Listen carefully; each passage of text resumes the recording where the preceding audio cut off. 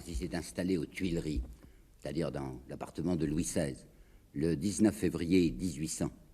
Bonaparte a dit à son complice Roederer, c'est pas tout d'y être, il s'agit d'y rester. Il s'agit d'y rester, sa mère traduira ça par la formule que vous connaissez, que tout le monde connaît, pourvu que ça dure. C'est un inquiet, il faut le savoir. Et jusqu'à la fin de son règne, Napoléon Bonaparte sera un inquiet. Il s'inquiète de beaucoup de choses, il s'inquiète des subsistances, il s'inquiète des impôts, etc. Il demande à son frère Lucien, qui l'a fait ministre de l'Intérieur, de lui envoyer à 22h, enfin à 10h du soir, tous les jours, un rapport comprenant ceci, état des subsistances, c'est-à-dire comment est-ce que les gens mangent. Et justement, au début de l'année 1800, le pain commence à monter. Deuxièmement, rentrée des impôts. Nous sommes au 1800, au début de 1800, il s'est aperçu que la banque ne voulait rien lui donner, aucun emprunt, c'était lui au contraire qui devait fournir. Par conséquent, il s'agit de faire de l'argent avec les impôts le plus vite possible. Et troisièmement, l'état d'esprit de l'opinion. Dans l'opinion, il y a des tas de gens qui ne sont pas contents. Il se méfie terriblement, et il a raison, des généraux. Il va dire à Roederer aussi, pas un qui ne se croit les mêmes droits que moi. C'est absolument vrai, il n'avait aucun droit. Il était arrivé parce que les banquiers l'avaient choisi, lui, mais ils auraient bien pu choisir un autre. Alors il se méfiait tout le temps, des généraux, des rivaux. Il se méfie aussi de ceux qu'il appelle les intrigants, les idéologues. Il y a Benjamin Constant qui est au premier rang. Ce sont ceux qui sont au tribunal et qui voudraient tout de même se faire entendre. La politique de Napoléon, c'est celle du mutisme autour de lui. Et bien un homme comme Benjamin Constant, qui a sa carrière à faire, qui veut se pousser, il a Sieyès derrière lui, Benjamin Constant voudrait se mettre en vedette, et il déteste ça, Napoléon. Sieyès, je viens de vous le nommer, il s'est retiré couvert d'or, on lui a donné Crône, on lui a donné ce qu'il a voulu, qu'il a pris dans le tiroir, mais il continue à grenouiller en douce. Et puis il y a Carnot aussi. Enfin, il y a toute une bande de gens qui ne sont pas contents. Quand il sera à Sainte-Hélène, Napoléon prononcera devant Bertrand une phrase que les historiens n'ont pas assez soulignée, je crois. Au printemps de 1800, l'État était dans une crise grave. Oui, oui, il va dire crise grave. Ça ne va pas. Alors, quand ça ne va pas intérieurement, vous savez, c'est un procédé usuel, quoi. On y fait aller par le moyen extérieur, c'est-à-dire recours à la guerre. La guerre, elle lui est extrêmement utile. Il le dira aussi à un complice qui s'appelle Thibaudeau. Il lui dira, un premier consul ne ressemble pas à ces rois de droit divin qui trouvaient leur lit tout fait. Il a besoin d'éclat, et par conséquent de la guerre. Il va dire ça à Thibaudeau. Facile, la guerre, étant donné que l'Autriche n'a toujours pas signé. Vous vous rappelez, il faut que je remonte un petit peu en arrière, hein. L'Autriche avait signé sous la pression Campo Formio en octobre 97, puis profitant de ce que la France était occupée en Égypte, elle avait réattaqué en 98, elle avait été battue en 99, mais maintenant, dans cette année 1800 où nous sommes, elle n'a pas encore signé. Il faut donc la contraindre à signer. D'autre part, un des thèmes de Bonaparte pour se faire admettre par l'opinion publique, c'est « Je suis le général pacificateur, je suis le général de la paix ». Alors le 8 mars 1800, il va lancer une proclamation pour annoncer aux Français qu'il va en effet leur apporter la paix à la France et à l'Europe, mais à condition de faire d'abord la guerre. Le premier consul, dit-il le 8 mars 1800, a promis la paix. Mais c'est à vous, Français, de la commander, de l'imposer. Votre premier consul vous jure de ne combattre que pour le bonheur de la France et le repos du monde. Ben, il peut y compter, la France, sur son bonheur, et le monde peut y compter aussi sur son repos. Je ne sais pas si vous avez remarqué le mot qu'il a prononcé. Votre premier consul vous jure de ne combattre que pour le bonheur. S'il avait dit, votre premier consul vous jure de n'agir que pour le bonheur de la France, ça avait été autre chose. Mais il y a combattre. Donc, dans cette proclamation même, il y a l'annonce de ceci, Français, préparez-vous à une série de guerres. Il le sait très bien qu'il est dans une série de guerres, étant donné que jamais l'Autriche n'acceptera ce qu'on lui a déjà imposé à Campo Formio. On a compensé les pertes qu'elle faisait du côté de la rive gauche du Rhin en lui donnant la Vénétie. On n'avait aucun droit, vous savez, de prendre la Vénétie. La France donnait comme ça une province qui ne lui appartenait pas. Venise, qui était pas dans le coup, qui était neutre, on disait, ben, comme compensation à l'Autriche, on va vous donner Venise. En tout cas, ils ne sont pas du tout contents, ces Autrichiens, et il est évident que ça va durer, ça va continuer. Ils vont rendre à Bonaparte le service d'attaquer les premiers. Cette campagne va être extrêmement rapide et très intéressante à suivre. Bonaparte est intelligent, ça, Dieu sait que je ne le nie guère, et il s'est dit, pour les avoir, je m'en vais faire un coup de ruse. Et c'était bien combiné, en effet. 2 offensives, comme on avait fait en 96-97. Une offensive par l'Allemagne, avec Hoche et Moreau d'une part, et une offensive que lui dirigera par l'Italie. Parce que rien ne l'intéresse plus que cette Italie. Vous savez, il ne veut pas permettre aux Autrichiens de conserver cette Italie du Nord, dont il se fait une sorte de principauté personnelle. Alors sa ruse consiste en ceci, que les Autrichiens vont croire que la grosse offensive dirigée contre eux va être menée par l'armée Hoche et Moreau qui vient d'Allemagne. On appellera armée de réserve, comme si elle ne devait pas donner tout de suite, quelques corps que l'on va répartir du reste depuis Chalon-sur-Saône, Mâcon, Dijon, il y en a même à Dijon, Genève, Martigny en Suisse, mais ça c'est le corps précisément dont Bonaparte s'est réservé le commandement et sur lequel il compte pour un effet de surprise. On va se jeter brusquement par le Grand Saint-Bernard sur les Italiens qui ne s'y attendent, les Italiens, les Autrichiens, quoi, qui ne s'y attendent pas. Le passage du Grand Saint-Bernard donnera lieu à toute une littérature que vous connaissez, images d'Épinal, enfin pittoresque, publicitaire. En fait, ça a été beaucoup plus facile que la tradition ne le prétend. Notez bien que ce n'était pas la première fois, tant s'en faut, que des troupes françaises passaient le Grand Saint-Bernard. Elles l'avaient passé au XVIe siècle. L'armée de la République l'avait passé en 98 et encore en 99. L'imagerie se montrera un Napoléon qui se débat dans une tourmente de neige alors que c'était le 18 et 20 mai qu'il a traversé par le plus beau temps du monde. Enfin, on en a fait le battage nécessaire. Et puis, à peine est-il arrivé dans les plaines lombardes, qu'il se précipite sur l'ennemi, qui ne s'y attend pas, et c'est la bataille, c'est la victoire de Marengo, 14 juin 1800. Ça a failli très mal tourner, Marengo, et s'il n'y avait pas eu l'intervention de Desaix, c'était une grave défaite, très grave défaite pour Bonaparte. Dans son livre tout à fait sérieux de 1965 sur Napoléon, M. Georges Lefebvre dit Bonaparte prit soin d'en répandre, de Marengo, il prit soin d'en répandre un récit maquillé qui a longtemps trompé l'histoire. Il en a beaucoup voulu à Desaix de l'avoir pratiquement sauvé. Vous savez, ça a été une charge de cavalerie inattendue de Desaix qui a mis la panique dans les rangs de l'adversaire. Et plus tard, encore bien des années plus tard, à Sainte-Hélène, il dira à Bertrand, Desaix n'a rien fait du tout à Marengo. Oui, il avait tellement rien fait qu'il avait sauvé la situation. Puis il a fait une seconde chose encore bien plus importante, il s'était fait tuer. Et ça, c'est la toute bonne nouvelle, vous savez. Parce que le même jour, ce 14 juin 1800, il y en a un autre qui se fait descendre aussi. Le même jour, Kléber se fait assassiner en Égypte. Et Bonaparte, qui est Napoléon, dira à Bertrand à Sainte-Hélène, si jamais Kléber fût revenu, il m'eût beaucoup gêné. Il m'eût beaucoup gêné. En effet, Kléber était furieux de ce qu'on lui avait fait. On lui avait laissé une armée qui était en décomposition, ruinée par la maladie, avec des ophtalmies purulentes, avec des dysenteries amibiennes, impossible de recevoir des secours de la France. Ça avait horriblement mal tourné. Enfin, on l'avait enfoncé dans un guêpier. S'il était jamais rentré en France, furieux comme il l'était, et à juste titre contre Bonaparte, il eût été effectivement gênant. Par bonheur, je viens de vous le dire, le jour même de Marengo, Desaix se fait tuer au combat et lui, Kléber, se fait descendre par un révolté Kérotte. La guerre n'est pas finie avec Marengo, n'en croyez rien, il y a tout de même l'armée du Nord, enfin l'armée d'Allemagne qui travaille. Seulement, c'est l'armée Moreau-Hoche. Et ça ennuie terriblement Bonaparte, et il va le dire aussi à Bertrand, il lui dit, si jamais Moreau était arrivé à Vienne, cela eût été fort embarrassant pour moi. Vous voyez, c'est exactement le même coup qui recommence qu'en 96. Vous vous rappelez, en 96, Bonaparte travaillait dans l'Italie du Nord, et puis Moreau travaillait en Allemagne, et lui, Napoléon, enfin qui était Bonaparte à ce moment-là, vivait dans la terreur de ce que l'autre, Moreau, arrive à des succès plus rapides qui lui permettaient de conclure la paix à Vienne. Cette fois, il est le maître, il est le premier consul. Alors il va pouvoir tenir Moreau d'une manière pénible, cruelle. Il va lui ôter des hommes. Moreau avait une puissante armée d'environ 130 000 hommes. Il va lui en retirer jusqu'à le réduire à 90 000 devant les 150 000 Autrichiens. Deuxièmement, il va interdire, il a le droit, il est le premier consul, il va interdire à Moreau de dépasser Ulm dans son avance vers Vienne. Ce qui permettra ensuite à Napoléon de dire il n'a rien fait, c'était l'inertie même, alors que s'il n'avançait pas, Moreau, c'est parce qu'on lui avait interdit d'avancer. N'empêche qu'à la fin de l'année, en décembre, c'est Moreau qui va régler la situation avec la victoire de Hohenlinden en décembre 1800. Cette victoire est gênante. Et alors, c'est encore un texte à Bertrand, un texte de Sainte-Hélène qu'il faut que je vous apporte là. Lorsque Talleyrand raconte Napoléon, lorsque Talleyrand, qui avait appris le premier la nouvelle de Hohenlinden, vint me l'annoncer, toute son attitude contrainte et grave signifiait « Moreau est devenu bien puissant. Il faut maintenant que l'un de vous deux périsse. » Eh bien, on avisera. Bonaparte, dès après Marengo, est rentré en toute hâte à Paris. Marengo, 14 juin, le 2 juillet 1800, il est à Paris.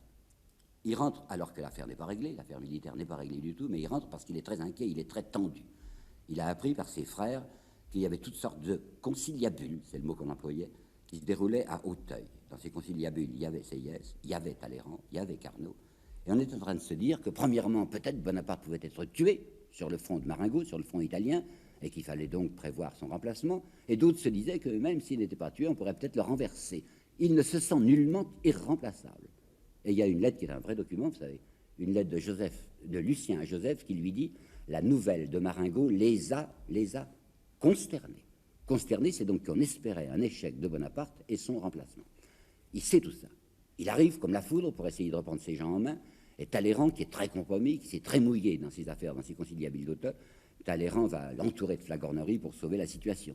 Talleyrand va lui écrire des choses comme ceci. 21 juin, la postérité pourra-t-elle croire au prodige de votre campagne? Ici, le merveilleux est la vérité. Quelques jours plus tard, Talleyrand à Bonaparte. Ne pas vous voir laisse mon esprit sans guide. Votre infatigable et vraiment sublime activité. Je voudrais que vous fussiez contraint de faire de votre santé l'affaire principale de vos soins. Je vous assure que vous ne vous en occupez pas assez. Je vous le dis parce que je vous aime. Je suis à vous, à la vie, à la mort. Enfin, il se tire d'affaire, Talleyrand. Napoléon ne sait pas à quel point il a travaillé contre lui. Il le gardera comme un très dangereux collaborateur. Qu'est-ce qu'il faut faire maintenant pour lui, au point de vue intérieur? Il y a l'affaire de Vendée. Elle a été rapidement réglée. Les Vendéens s'étaient soulevés depuis 1999. Il va procéder de deux façons, parallèlement. D'un côté par la violence et par la duperie, puisqu'un des chefs vendéens, Frotté, qui avait obtenu un laissez-passer pour venir en négociation, dès qu'il a eu l'imprudence d'accorder crédit au laissez-passer que les hommes de Bonaparte lui ont donné, on s'est emparé de lui et on l'a tué. 6 exécutions. Et puis, parallèlement, Bonaparte va recevoir des délégués. Il y a Hyde de Neuville, HYDE, c'est un ami de Chateaubriand, Hyde de Neuville, qui vient le voir à Paris pour voir si on ne peut pas s'entendre. Et Bonaparte aura là un mot magnifique. Nous autres nobles, dit-il à Hyde de Neuville. Du moment que les chouans sont dirigés par des nobles, eh bien, ce jour-là, il fait le noble avec eux. Donc, affaire de Vendée arrangée. Mais ce sont les républicains qui l'ennuient le plus. Les républicains, enfin, les restes des 500, ceux qui représentent Robespierre, ceux qui représentent l'esprit encore de Jean-Jacques Rousseau. Il a une détestation, vous savez, une haine furieuse de l'esprit de Jean-Jacques. Il était allé au début de l'année 1800 chez le marquis de Girardin, l'ex-marquis de Girardin, qui avait été le dernier hôte de Jean-Jacques à Ermenonville. Et il lui avait dit ce jour-là, et Girardin racontera, scandalisé du reste, dans ses mémoires, un fou, votre Rousseau, pas autre chose qu'un fou. Oui, bien, il y a les amis de Rousseau et les amis de Robespierre qui sont encore là. Ça, c'est très dangereux, parce que ce sont les intelligents, vous comprenez? Ce sont les gens qui voient la fiction républicaine qu'il est en train de maintenir et qui dissimulent un étranglement, enfin une abolition de la République. Ces gens-là sont redoutables. Fouché, dont il a fait son ministre de la police, qui est un ancien jacobin et qui est détesté par certains, en particulier par Talleyrand, parce qu'on dit qu'il est resté jacobin. Fouché, pour se dédouaner lui-même, va multiplier les récits de complots républicains. Aujourd'hui encore, on hésite pour savoir si c'est du vrai ou c'est du faux. En septembre, en octobre, en novembre 1800, Fouché révèle à Bonaparte 3 complots républicains. Il y en a un qui est presque certainement une mise en scène de police, 2 qui étaient peut-être vrais. Enfin, ça, c'est l'épine qu'il a dans le pied, Bonaparte. Il faut qu'il se débarrasse des républicains. Qu'est-ce qu'il va faire? Dans la nuit de Noël 1800, donc 24-25 décembre 1800, il se rendait à l'Opéra. Et quand il a traversé la petite rue Saint-Nicaise, une machine infernale a éclaté. Un tonneau de poudre qu'on avait mis sur une charrette en travers de la rue, on l'a allumé au passage, on avait espéré qu'il sauterait quand le carrosse de Bonaparte passerait. Il va sauter avec un petit peu de retard ou d'avance, je ne me rappelle plus, toujours est-il que Bonaparte échappe.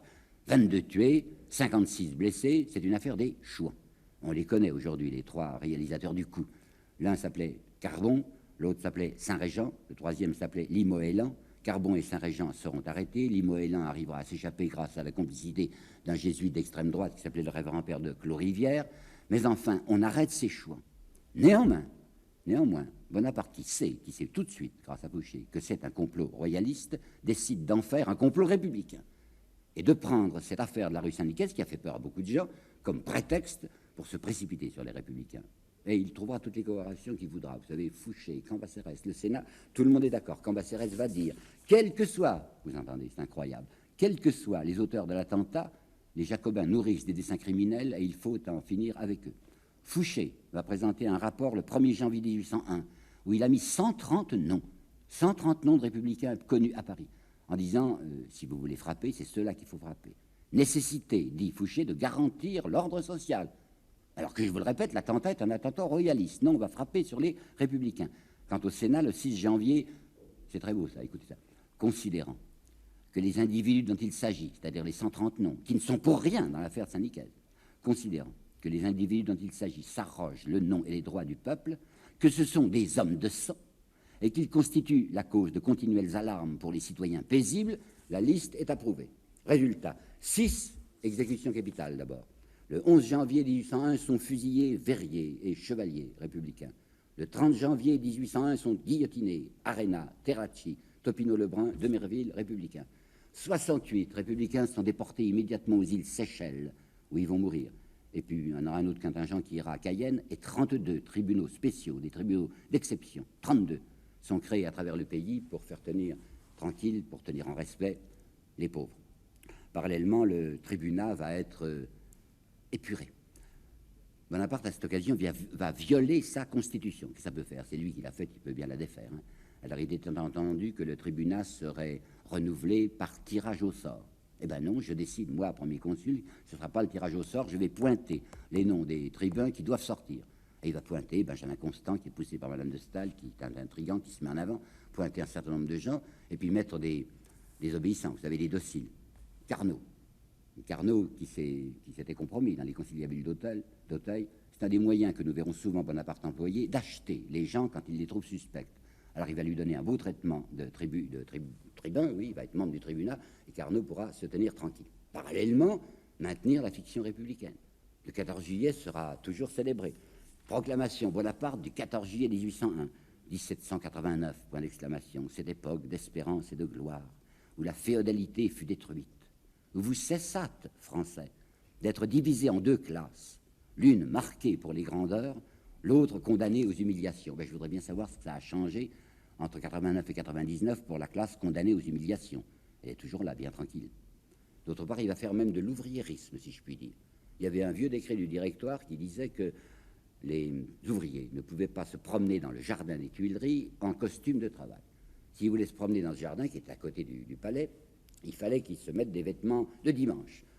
Et bien Bonaparte, qui est l'homme du peuple, enfin l'homme des ouvriers, décide que les ouvriers pourront venir en costume de travail sous ses fenêtres des Tuileries parce qu'il aime le peuple et que les travailleurs doivent être chez lui à l'honneur. Il y a un article de la Constitution qui ne tolère pas, c'est l'article qui dit que dans 10 ans, il doit s'en aller. Le premier consul a été nommé pour 10 ans. Cette limitation lui est intolérable. Nous sommes maintenant en 1801, 1802, il lui reste donc plus que 9 ans et 8 ans. L'idée que dans 8 ans, mettons, il sera obligé de s'en aller, non, ça c'est inacceptable. Il y reste, enfin, il est bien décidé, il est resté pour toujours. Il avait tenté, dès l'automne, dès le mois d'octobre 1800, de tenter l'opinion pour voir ce qu'elle penserait d'un consulat à vie, par exemple. Alors il avait fait lancer par son frère Lucien, qui était ministre de l'Intérieur à ce moment-là, une brochure dont on ne sait pas avec certitude l'auteur, mais dont je crois pouvoir vous dire que c'est Fontane. Fontane, c'était l'amant d'une des sœurs de Bonaparte, c'est l'amant d'Elisa Battiocchi. Bon. Alors, Fontane avait lancé un parallèle, ça s'appelait comme ça, parallèle entre César, Cromwell, Monk et Bonaparte, pour montrer l'extraordinaire supériorité de Bonaparte sur ces dictateurs d'autrefois. Et puis lui, Lucien, ministre de l'Intérieur, avait envoyé sous pli spécial à chacun des préfets de France ce petit parallèle, demandant au préfet de fournir l'état d'esprit de l'opinion, enfin l'accueil, ça veut dire.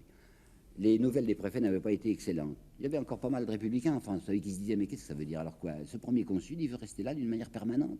Il était presque déjà question de dynastie dans le projet de Lucien. Lucien, c'est toute la famille Bonaparte, qui est là et qui se dit, elle aussi, on y est, il faut qu'on y reste. Alors il essayait de préparer l'opinion pour une installation définitive d'eux-mêmes au pouvoir. Les préfets ayant donné des indications fâcheuses, disant il y a eu des froncements de sourcils, Bonaparte fait, car il est extrêmement prudent, vous savez, ne rien risquer, il fait marche arrière tout de suite, il désavoue Lucien.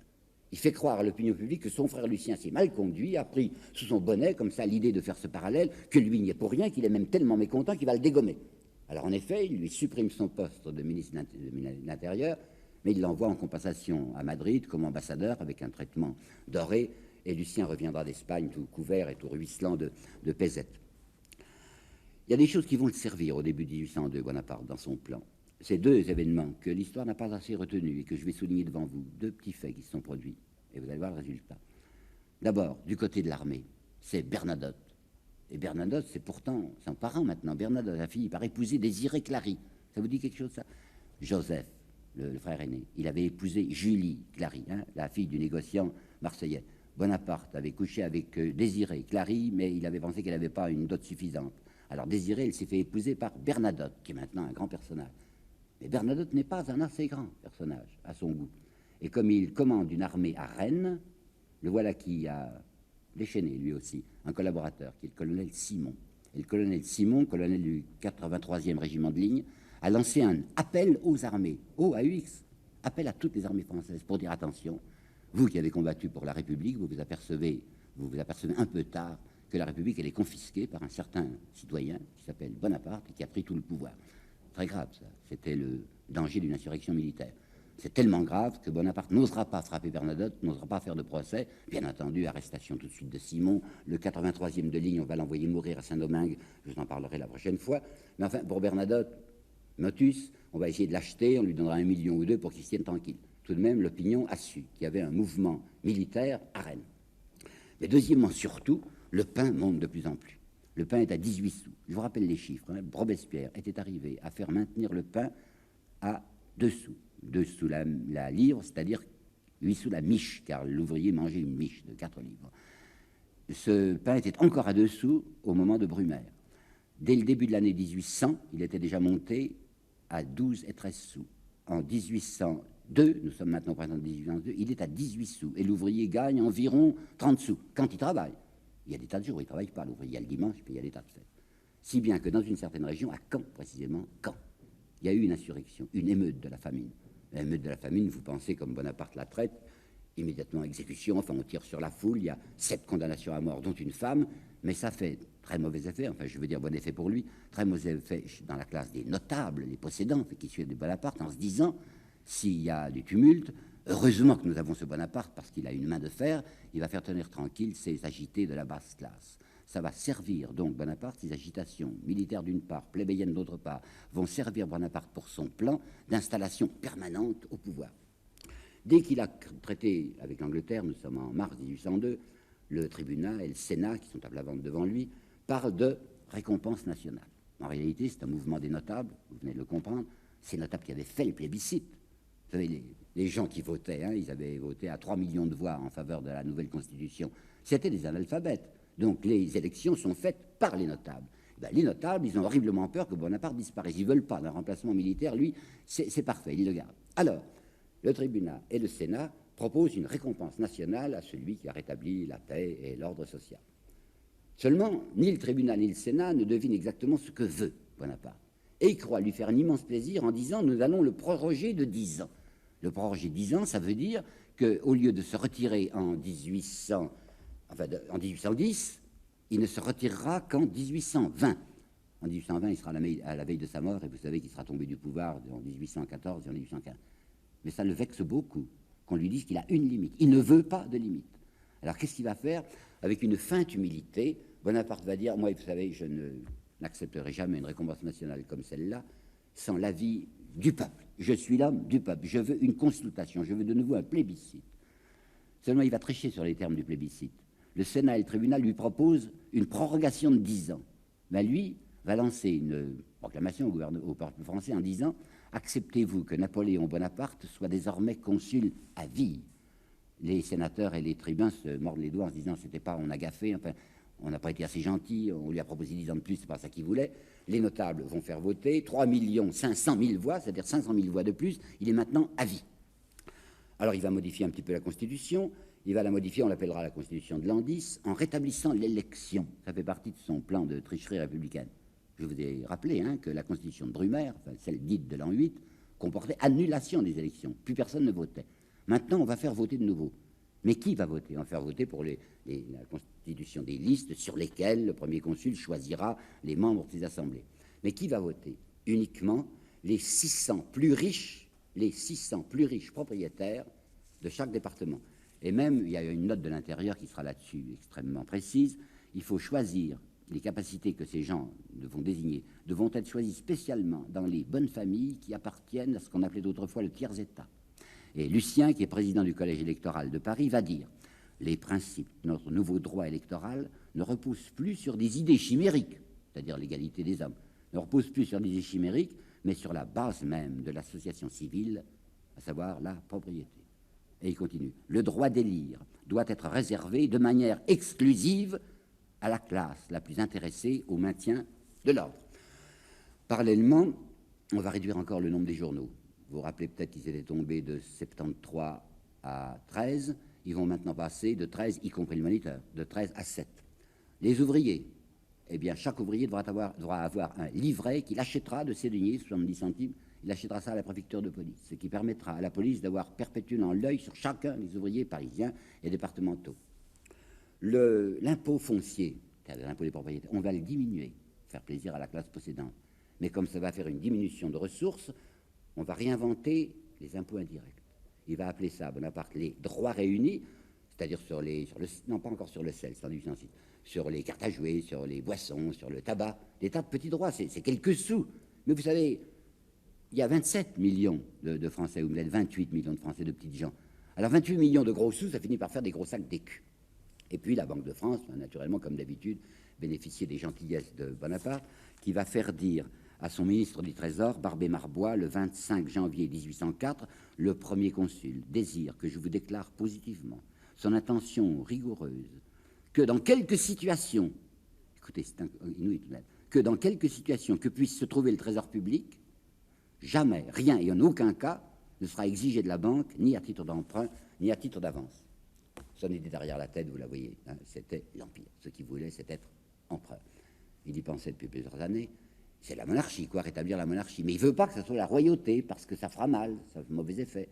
Il faut un habillage à ça. Une question de vêtements et de titres. Alors, de même qu'il était consul, qui est un titre romain, il va passer empereur, parce que c'est un titre romain, c'est, si vous voulez, une promotion normale. Et puis, ça permettra aux gens de ne pas croire qu'ils ont un roi.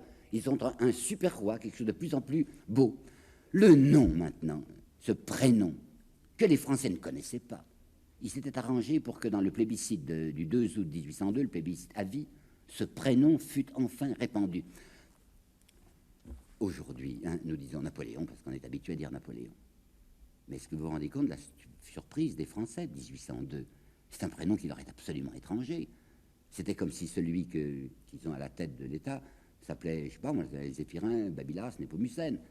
Aujourd'hui, je vous répète, c'est entré dans les usages, mais ça devait faire une grosse surprise aux gens de leur dire que ce prénom va bientôt suffire, comme pour le roi, il s'appelait Louis.